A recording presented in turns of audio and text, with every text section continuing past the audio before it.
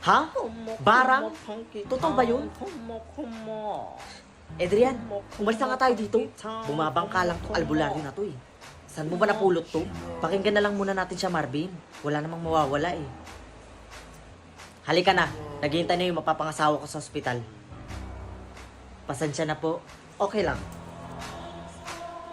Isa pong rare disease ang dumapo po sa mapapangasawa niyo, mister. May lumalabas na hayop-hayop sa mga sugat niya. Ngayon lang kami naka-encounter ng ganun. Nakakapangilabot, mister. Salamat ho. Sige ho.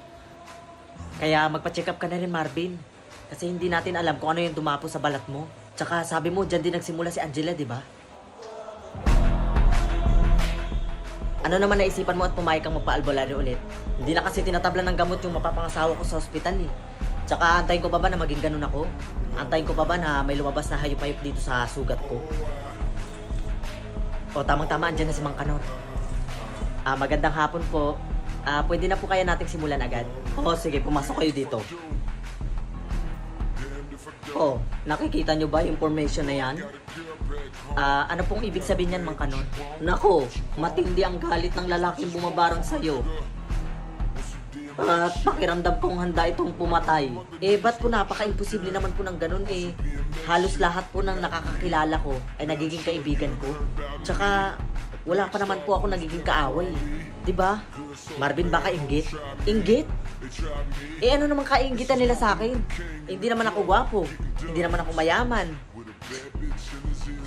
Isa lang ang pwedeng maging solusyon.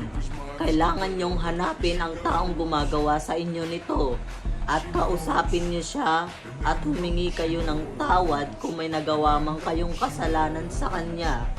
At higit sa lahat, kayo ay manalangin because prayer is very powerful. Okay? Teka Marvin, pwede magpahinga muna tayo? Halos lahat ng mga kakilala at kaibigan mo, pinuntahan na natin eh. Tsaka halata naman sa kanila na good ang intention nila sa'yo. Ang gaganda pa nga ng buhay nila eh. Sino kaya? Wala naman akong kaalam-alam eh. Baka ikaw. Ha? Ano ako? Halatang di hamak na mas gwapo at mayaman naman ako sa'yo, no? Anong pinagsasabi mo?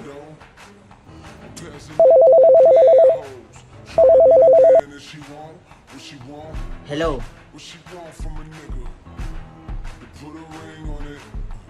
Got a bitch on my dick right now, and she just wanna sing on it.